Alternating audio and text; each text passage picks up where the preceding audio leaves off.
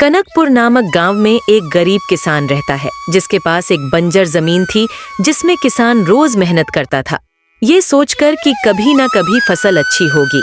लेकिन इस साल भी फसल नहीं हुई। किसान उदास होकर वहीं पर बैठ जाता है। किसान के पास अब कुछ नहीं बचता है। फिर किसान गांव के जमींदार के पास जाता है और कुछ पैसे उधार मांगता है। जमींदार बदले में उससे उसकी जमीन गिरवी में मांगता है। किसान अपनी जमीन देने के लिए राजी हो जाता है और पैसे लेकर घर वापस आ जाता है। किसान उस पैसे से बाजार जाकर कुछ अनाज खरीदता है और घर लाता है। किसान बैठकर ये सोचता है, आखिर कब तक ऐसा चलता रहेगा। फिर किसान गांव के मुखिया के पास जाता है और काम मांगता है। मुखिया उसे एक जमीन देते हैं जो बंजर होती है और बोलते हैं, इस जमीन में आज तक अनाज पैदा नहीं हुए।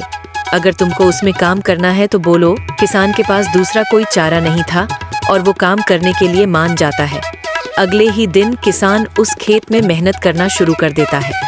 रोज किसान उस खेत में मेहनत और लगन से काम करता। आखिरकार फसल होने लगती है।